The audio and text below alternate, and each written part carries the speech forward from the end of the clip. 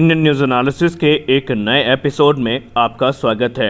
और आज के अपने इस वीडियो में हम बात करने वाले हैं भारतीय वायुसेना के तेजस मार्क 1A फाइटर एयरक्राफ्ट्स के बारे में। जी नहीं, हम तेजस के स्पेसिफिकेशंस के बारे में कोई बात नहीं करने वाले हैं, बल्कि आज इस विषय में पूछे गए सबसे ज़्यादा जो प्रश्न हैं उनके उत्तर देने की कोशिश हमारे द्वारा करी जाएगी।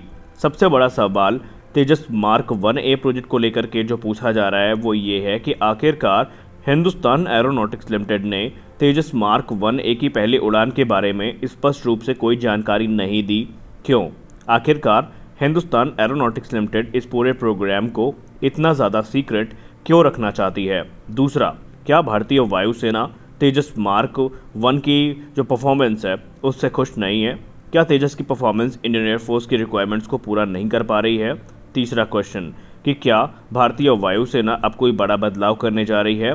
क्या तेजस मार्क 1A में वो सारी दिक्कतों को दूर वाकई कर दिया गया है जिसको लेकर के भारतीय वायुसेना परेशान थी?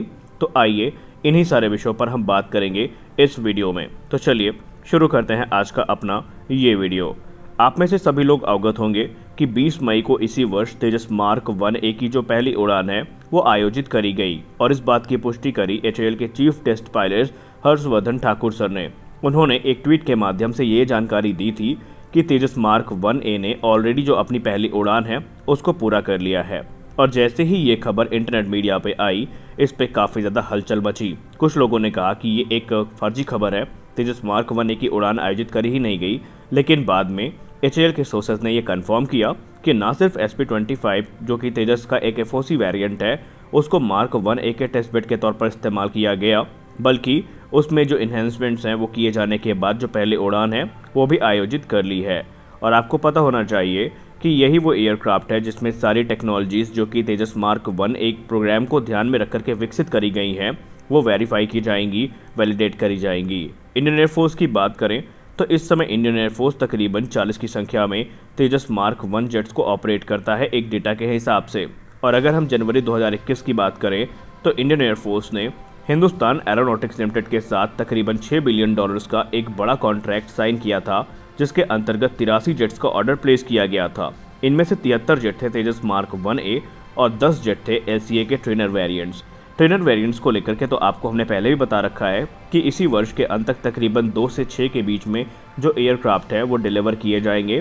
टोटल 18 का ऑर्डर है, क्योंकि 8 एयरक्राफ्ट पूर्व में ऑर्डर किए गए थे और जो 10 एयरक्राफ्ट ऑर्डर किए गए थे वो 83 जेट्स की डील का एक हिस्सा थे। तो टोटल 18 जेट्स का ऑर्डर है जिनकी डिलीवरीज इसी वर्ष के अंत तक शुरू कर दी जाएंगी। अब कॉन्ट्रैक्ट की बात माने तो HAL ने इस चीज़ का आश्वासन दिया था कि हिंदुस्तान एरोनॉटिक्स लिमिटेड पहले 3 एयरक्राफ्ट्स को वर्ष 2024 में डिलीवर करेगी।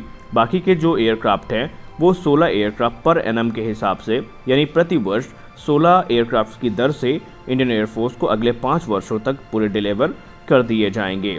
फ्लाइट ट्रायल्स को यहाँ पे सीक्रेट क्यों रखा गया, इसके बारे में आइए जान लेते हैं, क्योंकि यही प्रश्न सबसे ज़्यादा पूछा गया।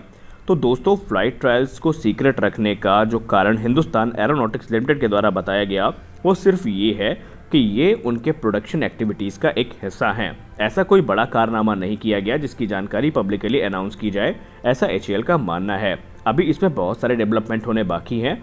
यही कारण था कि हिंदुस्तान एरोनॉटिक्स लिमिटेड ने अभी इसके बारे में जानकारी देना सही नहीं समझा। उन्होंने ये भी कहा कि इस समय हिंदुस्तान एरोनॉटिक्स लिमिटेड पूरी तरीके से डेडिकेटेड तौर पर इस एयरक्राफ्ट प्रोग्राम को आगे बढ़ा रही है, क्योंकि उनका भी लक्ष्य है इंडियन एयरफोर्स की जो घटती स्क्वाड्रन क्षमता है उसको किसी प्रकार से बढ़ाना, क्योंकि वर्ष 2025 तक इंडियन एयरफोर्स के जो MiG-21 हैं वो ऑलरेडी अलविदा बोल चुके होंगे और ऐसे में जो जिम्मेदारियां हैं वो और भी ज़्यादा HAL के कंधों पर बढ़ जाती हैं। और कल ही HAL के एक आला अधिकारी से बात करते हुए हमें ये पता चला कि अब ना तो कोई छोटी या बड़ी डिले यहाँ पर होने वाली है, यानी डिले की कोई गुंजाइश नहीं है। HAL से बात करने पर हमको ये पता चला। खैर, आपको हम बताना चाहेंगे अब कि तेजस मार्क 1 की परफॉर्मेंस को लेकर के क्या भारतीय वायुसेना वाकई निराश है? क्या इसमें कोई ऐसी कमियां हैं जिनको दूर किया जाना ज़रूरी है? और क्या तेजस वाकई इंडियन एयरफोर्स की रिक्वायरमेंट को पूरा करता है? दोस्तों, इस बात में कोई शक नहीं है कि मार्क 1 की जब आप बात करेंगे तो उसमें कुछ कमियां थीं, इससे नकारा नहीं जा सकता, क्योंकि पूरी तरीके से वो जो एयरक्राफ्ट है वो इंडियन एयरफोर्स की जो ऑपरेशनल रिक्वायरमेंट है उनको पूरा नहीं करता। लेकिन इसका मतलब ये नहीं है कि वो एयरक्राफ्ट एकदम ही इंडियन एयरफोर्स के लिए नहीं है। कुछ कमियां हैं जिनको दूर किया जाना ज़रूरी था, और ऑलरेडी उनको मार्क 1A प्रोग्राम के अंतर्गत इम्प्रूव किया गया है और इनफैक्ट जो ताकत है तेजस की वो कई गुना ज़्यादा बढ़ चुकी है। इंडियन एयरफोर्स के ऑफिसर्स की बात माने तो इस समय जो मार्क 1 वेरिएंट था इंडियन एयरफोर्स की सर्विस में, उसमें सबसे बड़ी जो दिक्कत थी वो था उसका ज़रूरत से ज़्यादा वेट। जी हाँ, उसमें इंक्रीज वेट था जिसकी वजह से जो एयरक्राफ्ट की स्पीड है वो काफ़ी रिड्यूस होती थी और ये एयरक्राफ्ट की परफॉर्मेंस को काफ़ी ज़्यादा इफेक्ट करता था। लेकिन मार्क 1A में जो कंपोजिट मटेरियल्स का इस्तेमाल किया गया है और जो तेजस मार्क 1 से फालतू डेड वेट को हटाया गया है, उसने इस समस्या का समाधान कर दिया है। वहीं आपको ये भी पता होना चाहिए कि मार्क 1 में जो एरोडायनामिक पायलन्स हैं उनका इस्तेमाल भी किया गया है, जिससे कि सुपरसोनिक ड्रैग भी काफ़ी ज़्यादा रिड्यूस हुआ है। यानी परफॉर्मेंस वाइज अगर हम बात करें तो मार्क 1 की तुलना में जो मार्क 1A है वो काफ़ी ज़्यादा एडवांस है। दूसरी कमी जो मार्क 1 में थी वो था उसका इलेक्ट्रॉनिक वॉरफेयर का अच्छे से कैपेबल ना होना। जी हाँ, D efficient electronic warfare capabilities भी तेजस मार्क 1 के समस्याओं का एक हिस्सा थी, जिनको तेजस मार्क 1A प्रोग्राम में यहाँ पर सॉल्व कर दिया गया है। मार्क 1 की बात करें तो उसमें आमतौर पर जो समस्या थी वो ये थी कि उसका जो रेडार वार्निंग रिसीवर था और काउंटर मेजर डिस्पेंसिंग सिस्टम था वो सही से काम नहीं करता था। उसके साथ परफॉर्मेंस इश्यूज थे जिसको इंडियन एयरफोर्स के द्वारा हाईलाइट भी किया गया और इंडियन एयरफोर्स चाहती थी कि एयरक्राफ्ट के जो इलेक्ट्रॉनिक काउंटर मेजर्स हैं उनको इन्हांस करने के लिए एक सेल्फ प्रोटेक्शन जैमर्स को भी यहाँ पर इंट्रोड्यूस किया जाए, क्योंकि इन चीज़ों की ज़रूरत इंडियन एयरफोर्स के हिसाब से इस एयरक्राफ्ट में काफ़ी ज़्यादा थी। और HAL ने ना सिर्फ हिंदुस्तान एरोनॉटिक्स लिमिटेड ने जो इंडियन एयरफोर्स की रिक्वायरमेंट है उसको सुना, बल्कि ऑलरेडी इन सारी चीज़ों को मार्क 1A प्रोग्राम में वहाँ पर शामिल भी किया। और मार्क 1A की बात करें तो जो रडार वार्निंग रिसीवर और काउंटर मेजर डिस्पेंसिंग सिस्टम के साथ प्रॉब्लम्स थी उनको यहाँ पर क्लियर कर लिया गया है और एक बाकायदा जो कह सकते हैं कि इलेक्ट्रॉनिक काउंटर मेजर है उसको इन्हांस करने के लिए सेल्फ प्रोटेक्शन जैमिंग का भी इस्तेमाल यहाँ पर किया जाएगा, ताकि इंडियन एयरफोर्स की जो रिक्वायरमेंट्स है उनको पूरा किया जा सके। सबसे बड़ा डेवलपमेंट जो देखने को मिला तेजस मार्क 1A में वो है इसके रेडार सेक्शन में। हालांकि पहली स्क्वाड्रन जो मार्क 1A की आएगी वो इजरायली इल्टा रेडार्स के साथ में आएगी, लेकिन बाद के जो वेरिएंट्स आएंगे वो उत्तम एसा रेडार के साथ में आएंगे, जो कि एक साथ तकरीबन 50 टारगेट को ट्रैक कर सकते हैं और वो भी 100 किलोमीटर से ज़्यादा की दूरी में, और एक साथ 4 टारगेट को ये इंगेज भी कर सकते हैं। अगर हम defence research and development organisation के रिपोर्ट की बात माने तो आने वाले समय में इन रेडार्स की ताकत और भी ज़्यादा बढ़ेगी और संभावित है कि एक नया इंजन इनके लिए विकसित किया जाए, जो कि स्वदेशी तौर पर ही किया जाएगा।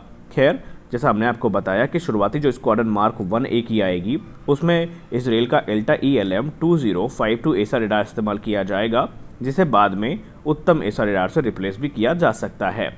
हथियारों की बात करें तो मार्क 1A के स्ट्राइक पैकेज में बहुत ज़्यादा इन्हेंसमेंट हुई है।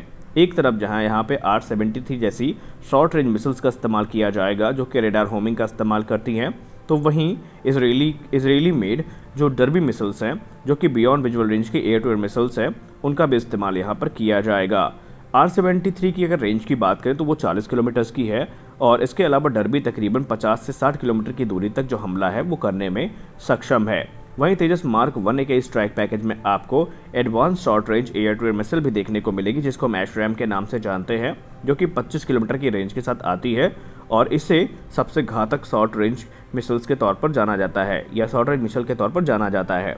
और तेजस मार्क 1A के स्ट्राइक पैकेज में आपको इंडिजिनस जो अस्त्र मिसाइल है वो भी देखने को मिलेगी, जो कि नियर हाइपरसोनिक स्पीड पे जाकर के 80 से 110 किलोमीटर की रेंज में किसी भी एनिमी टारगेट को ध्वस्त करने की ताकत रखती है। तो ये कुछ बड़े डेवलपमेंट हैं जो तेजस मार्क 1A में किए गए हैं। इसके अलावा इसमें आपको एक डिजिटल मैप भी मिलेगा, जो कि डिजिटल मूविंग मैप होगा, जो कि पायलट की सिचुएशनल अवेयरनेस को काफ़ी ज़्यादा एनहांस करेगा। इसमें ग्लोनास, IRNSS और भी दूसरे जो नेविगेशन सिस्टम्स हैं वो भी शामिल किए गए हैं। तो कुल मिलाकर के इंडियन एयरफोर्स की जितनी भी दिक्कतें थी उनको दूर कर लिया गया है और ये जो एयरक्राफ्ट है ये तेजस मार्क 1 की तुलना में काफ़ी ज़्यादा घातक होने वाला है। तो फिलहाल के वीडियो में बस इतना ही। मिलते हैं अपने अगले वीडियो में किसी और इंटरेस्टिंग टॉपिक के साथ। तब तक के लिए जय हिंद।